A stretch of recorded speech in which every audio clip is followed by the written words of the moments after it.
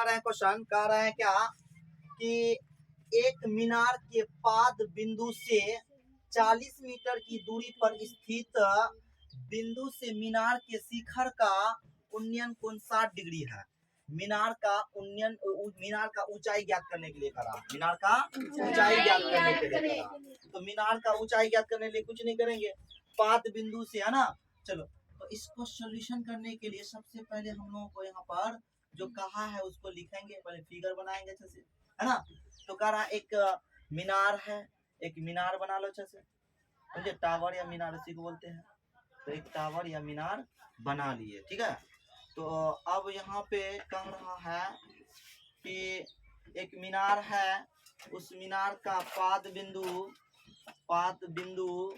उस मीनार का पाद बिंदु, है ना, पाद बिंदु ये हुआ, पाद बिंदु से 40 मीटर की दूरी पर है। कितना है?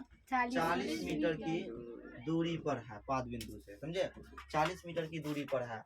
एक मीनार के पाद बिंदु से 40 मीटर की दूरी पर स्थित बिंदु से मीनार के शिखर का उन्नयन कोण, याद देखो, पाद बिंदु ये हुआ, ये पाद बिंदु है, समझे, पाद बिंदु है, ये पाद बिंदु है ए बी सी। पाद बिंदु से 40 मीटर की दूरी पर स्थित एक बिंदु मीनार के शिखर का उन्नयन कोण दे दिया है। कितना दिया है? 60 डिग्री दिया, मतलब उन्नयन कोण दिया हुआ है। शिखर का बोला है ना, तो शिखर का ऊपर ना है शिखर, तो क्या उन्नयन कोण दिया, उन्नयन कोण दिया, समझ में आ रहा है जैसे।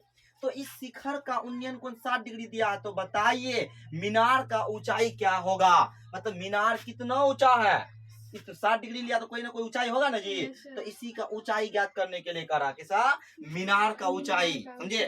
तो हम मान लेंगे, पहले जो दिया है उसको लिखते हैं, लिखेंगे गिव हैंड में कौन सी दिया है लिख लेते हैं। लिखेंगे मीनार के शिखर का उन्नयन कोण, या पाद बिंदु से ऊंचाई ले लो, पाद बिंदु से दूरी कितना है बिंदु का, यानी पाद मीनार के, या लिखो तुम यहाँ पे अपने मन से लिखो मीनार, डायरेक्ट भी लिख सकते हो, बना सकते हो,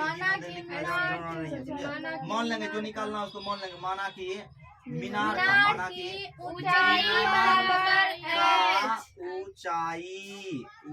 बराबर एच मान लिए, देखो एच मान लिए, है ना।